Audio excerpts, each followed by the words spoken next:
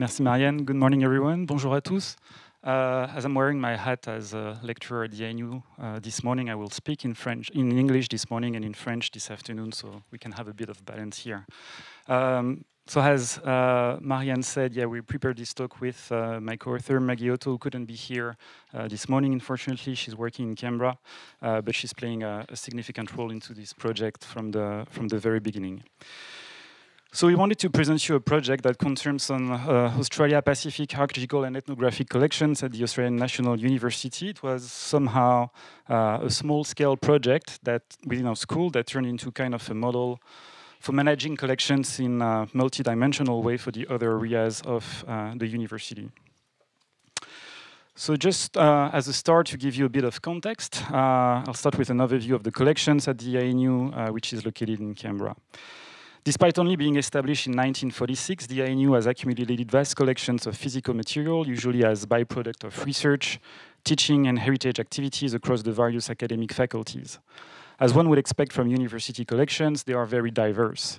This material includes everything from cultural objects to geology collections to auxiliarium or wood library. As you can see on the photo here on the right, we have collections of piano in the School of Music. On the top right, we have the classics museums with a lot of Greek antiques, collections of zoological remains curated by late Professor Colin Grove. So a total of 61 collections are distributed across the different colleges and areas of the uni. 3 colleges host the majority of them, including our College of Arts and Social Sciences. And the School of Archaeology and Anthropology is the area with the higher number of permanent collections. 21 of these university collections have been through significant assessments and were recognized as being significant assemblages to the university.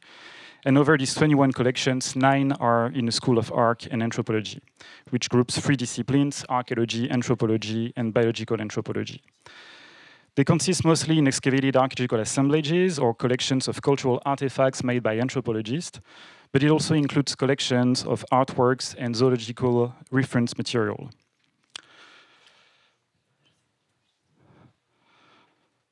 So I will now turn more specifically to our school, which holds some significant Pacific collections. As you may be unfamiliar with the ANU structure, it is worth noting that Pacific collections are hosted by 2 colleges, the College of Arts and Social Sciences, but also the College of Asia and the Pacific.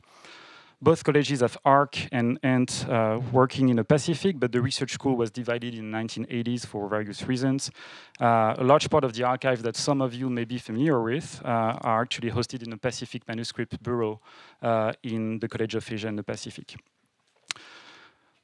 So archaeology and ethnographic collections were assembled by ANU researchers in the 1950s up until the 1980s. Among the notable collections, we have the Tikopia collections that was made by James Pilius, a research assistant to Raymond Firth, on his second trip to Tikopia in 1952. And we also worked quite extensively in Tonga and the main Solomon Islands. So we'll be talking about these collections in more detail in a moment. But just for now, it contains 250 objects, wooden bowls, headrest, many shell fish hooks, a lot of fishing equipment, as well as an additional assemblage of 300 Tridacna shell adze blades.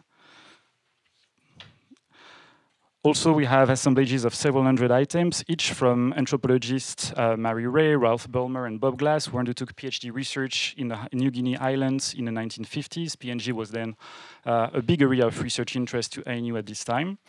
And this material includes headdresses, clothing and body ornaments, tools, and weapons.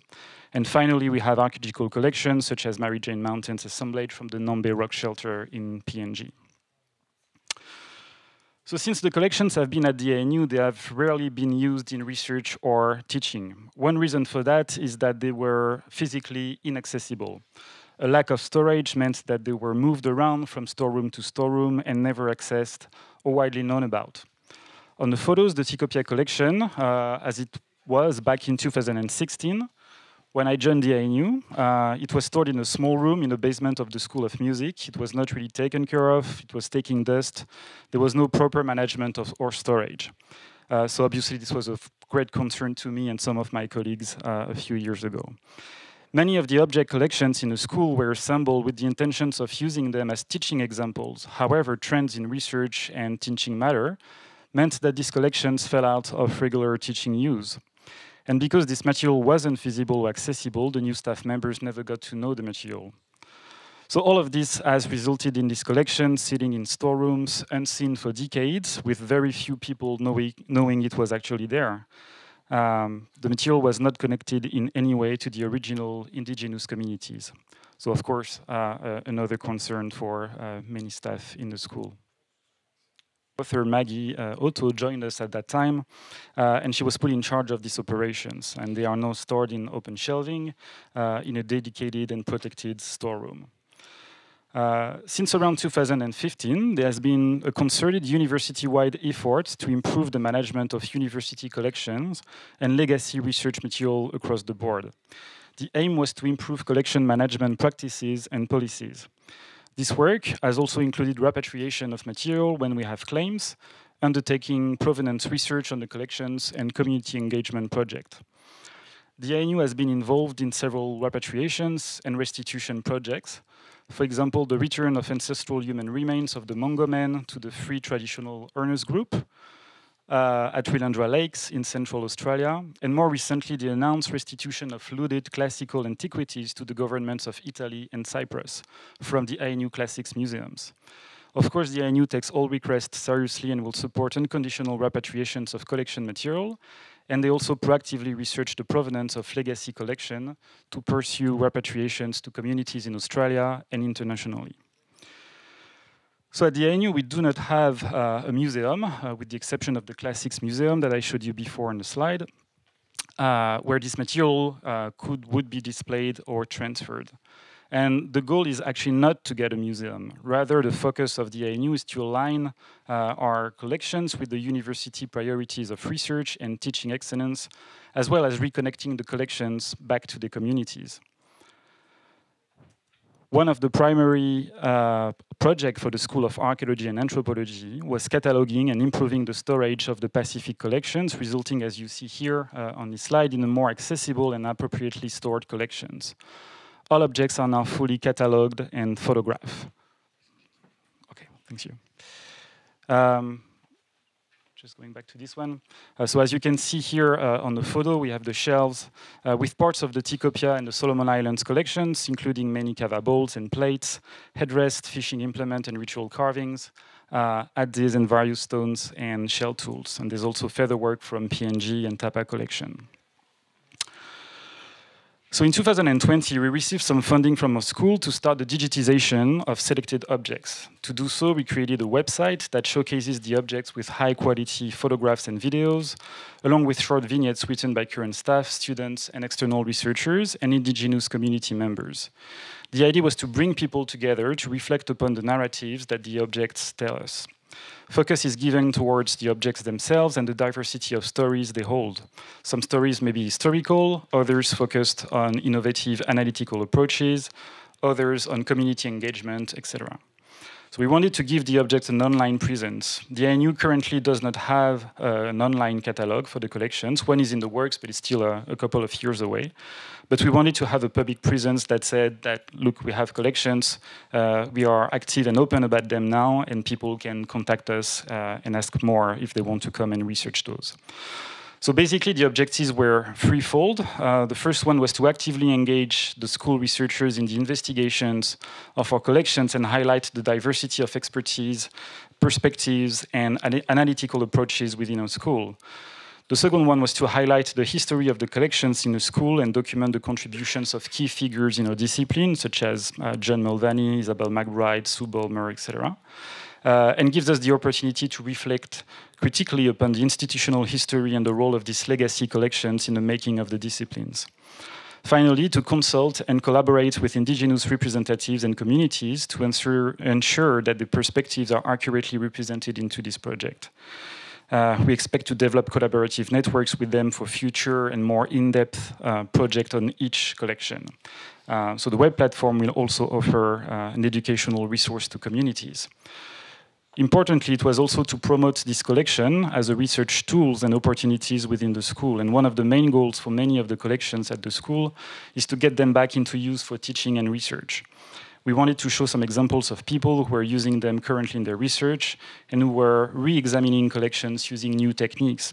And so for examples, we have also vignettes about 3D scanning, microstratigraphy, micro-CT scan, and so on. And there are many new techniques being used at the moment. So just to show you really briefly, this is the homepage of the website. And when you access it, you have this kind of vignettes.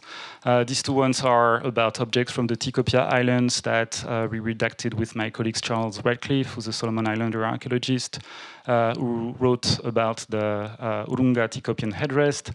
Another one on the right on the Toki Tapu or Tikopian ritual adzes. All these vignettes or articles can also be downloaded as a PDF.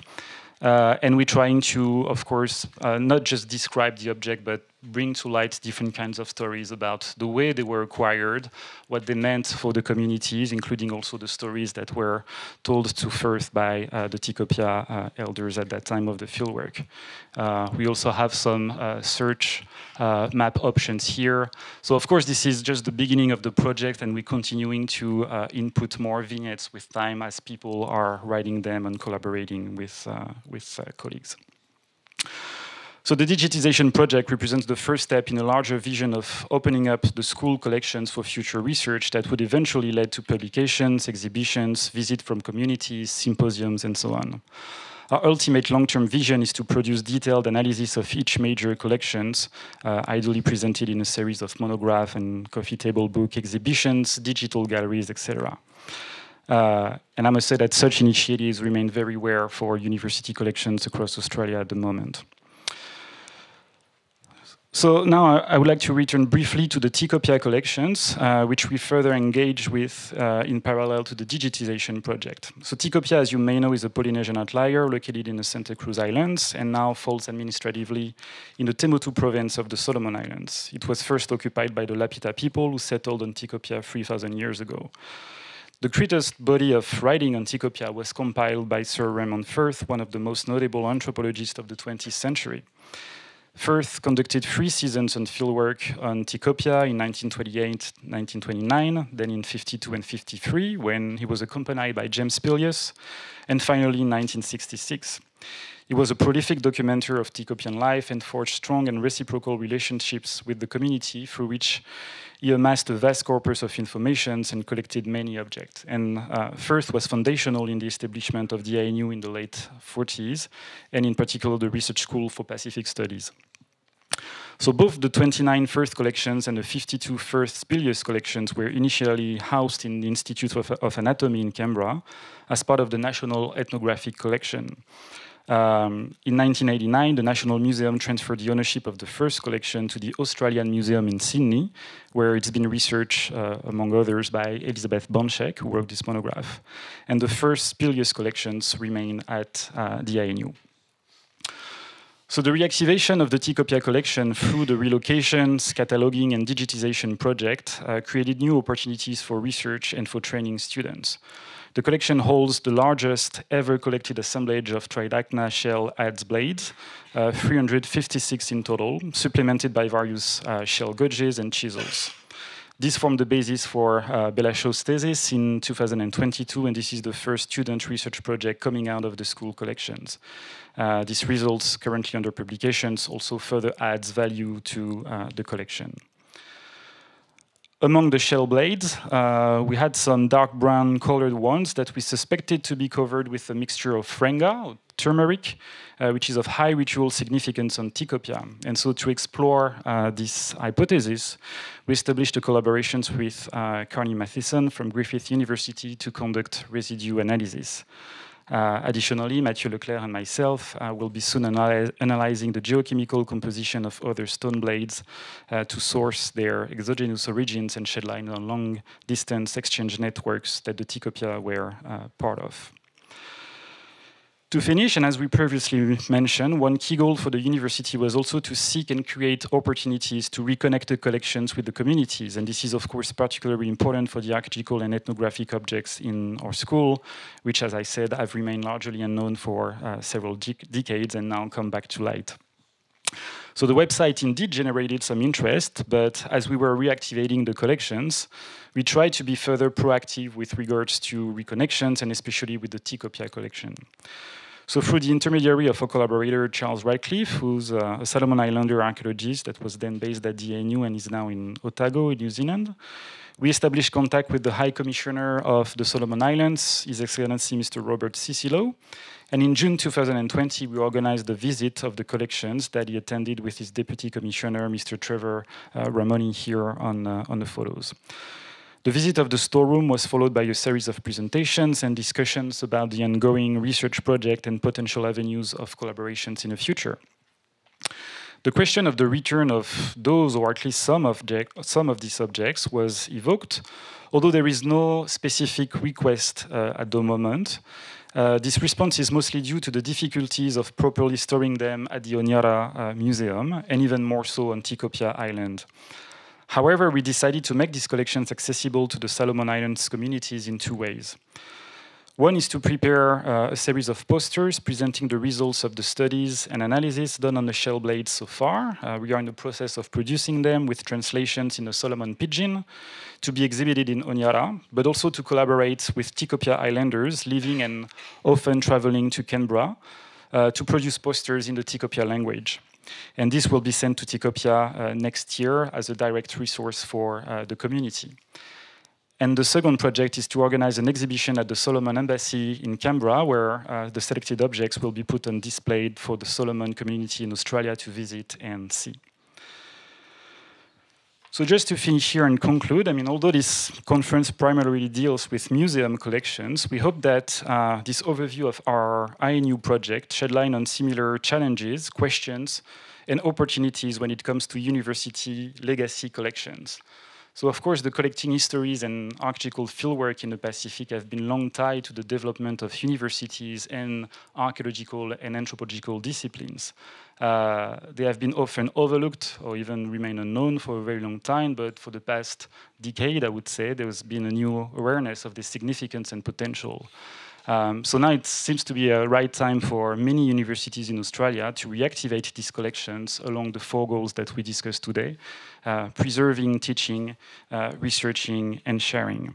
So hopefully this small project can also inspire other initiatives across the university at the ANU, but maybe also other universities in Australia who still hold a lot of collections from the Pacific.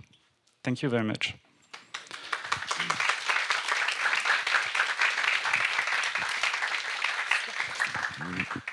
So, thank you very much, Guillaume. And it was really interesting. So I have a first question. Do you have any Kanak objects in your DINU collection? No, we don't. No, they don't. Okay, no worries. Est-ce que quelqu'un a une question? Is there any questions? Merci beaucoup Guillaume pour cette présentation. Quand vous parliez des collections de Ticopia en particulier, vous avez utilisé le terme de reactivate the collection. Est-ce que vous pourriez revenir sur ce terme de reactivate et comment est-ce que vous l'entendez dans ce cadre précis sur ce type de collection, et si c'est vraiment spécifiquement conçu pour les collections de Ticopia ou si vous pensez que c'est aussi... que ça peut être adapté à d'autres collections de l'ANU. Merci. Merci pour la question. Je vais parler au nom de Maggie, qui est vraiment en charge de ça à l'ANU. Alors, le terme de reactivation est vraiment employé par l'ANU dans les documents officiels qui ont été produits donc, depuis 2015, depuis l'époque où l'ANU a vraiment décidé de reprendre en main, je dirais, le destin de ces collections, qui sont, comme je l'ai dit, longtemps restées dans l'ombre et dans des salles un peu obscures de ce grand campus de l'ANU. Et je pense qu'en fait, le terme... Alors moi, je n'étais pas parti dans ces discussions, c'était avant que j'arrive à l'ANU, mais de ce que j'ai pu en comprendre, ce terme a vraiment été choisi à la fois par les chercheurs et les collection managers de l'ANU, qui travaillent aussi beaucoup avec les communautés aborigènes d'Australie, puisqu'on a évidemment des grosses collections d'objets aborigènes à l'ANU. Et ce terme a été choisi en commun pour justement désigner ce processus de réactiver aussi les histoires qui sont liées à ces objets, parce que c'est pas seulement évidemment réfléchir sur l'histoire de la construction de nos disciplines. Il y aurait beaucoup de choses à dire évidemment sur la construction de l'anthropologie dans le Pacifique et en Australie, mais c'est aussi reconnecter avec les histoires des communautés autochtones dans le Pacifique et en Australie. Et donc le terme reactivating, voilà, c'était un peu cette idée de relancer ces objets, de les partager selon finalement les quatre axes dont j'ai parlé dans cette présentation. C'est un terme qui jusqu'à présent n'a pas été je dirais, contesté par quiconque à la l'ANU, qui semble plutôt bien accepté. Je ne pourrais pas parler au nom des autres universités. Évidemment, les universités de Sydney, de Perth ont d'autres collections. Ils essaient de faire, je pense, un travail assez semblable. Mais il faudrait peut-être les interroger sur leur manière d'exprimer les choses aussi. Mais voilà.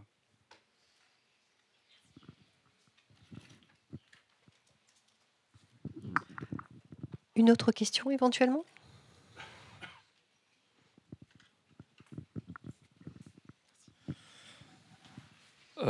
Donc on vous entendait parler de toutes ces collections qui étaient finalement restées dans des caves un petit peu là, un petit peu pour à attendre qu'elles soient redécouvertes. Est-ce qu'on a une estimation du nombre de collections comme ça qui attendent dans des caves dans le Pacifique ou en Australie plus spécifiquement? Je ne pourrais pas vous répondre pour tout le Pacifique. Il y en a sûrement beaucoup, beaucoup. Ne serait-ce déjà que dans les universités, ça c'est sûr. Après, on sait que l'histoire de l'anthropologie, de l'archéologie dans le Pacifique, elle est longue. Il y a eu beaucoup d'anglo-saxons, de francophones, d'européens qui ont fait des travaux archéologiques, des collectes partout. Donc j'imagine qu'il y en a peut-être des centaines. Mais en tout cas, en Australie, à la l'ANU spécifiquement, comme je le disais tout à l'heure, on a simplement, rien que dans notre département, 9 collections, Pacifique, Ouest et Australie. Il y en a beaucoup d'autres, évidemment, rien qu'à Sydney. Enfin, peut-être Marianne connaît sûrement mieux les collections de Sydney, peut-être, ou d'autres en Australie, mais il y en a énormément, c'est sûr. Mais je ne peux pas vous donner un chiffre exact, honnêtement.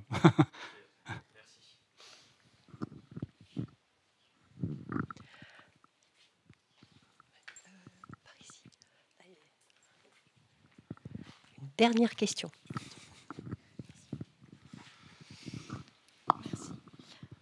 Vous avez dit au début de votre présentation, alors j'espère pas faire de bêtises parce que je ne suis plus trop sûre, mais qu'il y avait des collections qui venaient d'Italie ou de Grèce ou je ne sais plus, qui avaient été restituées à ces pays, il me semble. Et c'est ça? Et je voulais savoir pourquoi uniquement ce type de collection a été restitué et pas d'autres. Alors sur cet exemple-là, c'est un cas qui est survenu l'an dernier. Il s'agit c'est un autre département, dans le département d'études classiques, qui a donc le petit musée que je vous ai montré en photo au tout début. On s'est aperçu, enfin le nouveau conservateur de ce musée, quand il a pris son poste l'an dernier, lui venait d'Italie. Et quand il a commencé à faire des recherches sur l'histoire de ces collections qui sont arrivées à la l'ANU, il s'est avéré qu'il y avait une pièce qui avait été pillée sur un site. Et donc évidemment, ça a engagé un processus qui a duré à peu près 1 an.